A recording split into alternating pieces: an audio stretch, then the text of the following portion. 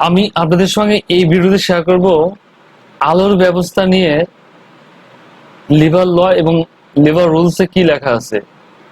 আমরা যে প্রতিষ্ঠানে কাজ করে থাকি সেইখানে যারা কর্মরত শ্রমিক থাকে তাদের কাজের সুবিধার জন্য আলোর ব্যবস্থা কেমন হবে।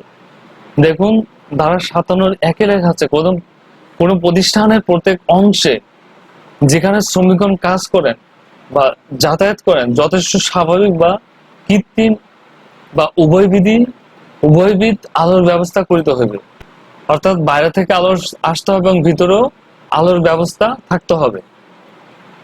2 আছে, দেখুন, প্রত্যেক প্রতিষ্ঠানের কর্মকক্ষ আলোকিত করার জন্য ব্যবহৃত সকল কাচের জানালা এবং ছাদে বসানো জানালা সমূহের উভয় পার্শ্ব পরিষ্কার রাখিতে হইবে এবং যতদূর সম্ভব প্রতিবন্ধকতা মুক্ত রাখিতে হইবে। 3 আছে, দেখুন, প্রত্যেক প্রতিষ্ঠানে কোনো স্বচ্ছ পদার্থ বা বাতি হইতে বিচ্ছুরিত বা প্রতিফলিত আলোকছটা অথবা কোন শ্রমিকের চোখের উপর চাপ পড়িতে পারে বা তাহার দুর্ঘটনার ঝুঁকি থাকিতে পারে এরূপ কোন ছায়া সৃষ্টি প্রতিরোধ করিবার জন্য কার্যকর ব্যবস্থা থাকিতে হইবে। লিভার রুলসে দেখুন কি লেখা আছে।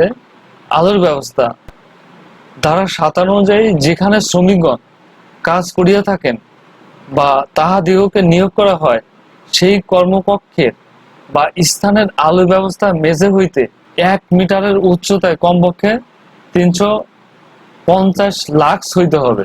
2 আছে, দেখুন, যদি মহাপরিদর্শকের নিকট প্রতীয়মান হয় যে কোনো নির্দিষ্ট প্রতিষ্ঠানের ক্ষেত্রে উল্লেখিত বিধানের প্রয়োজন নাই, সেক্ষেত্রে তিনি উক্ত বিধান হইতে উক্ত প্রতিষ্ঠানকে অবহিত প্রদান করিতে পারিবেন অথবা কর্মকক্ষের উৎপাদন প্রক্রিয়ার জন্য প্রয়োজনীয় আলোর ব্যবস্থার মান নির্ধারণ করিতে পারিবেন। তো এটি ছিল আলোর ব্যবস্থা নিয়ে আলোচনা। তো এই বিষয়ে আপনাদের কোনো মতামত দ্বিমত থেকে থাকলে আপনি কমেন্টস করুন, আমি রিপ্লাই দিব। সবাই ভালো থাকবেন, সুস্থ থাকবেন। আল্লাহ হাফেজ।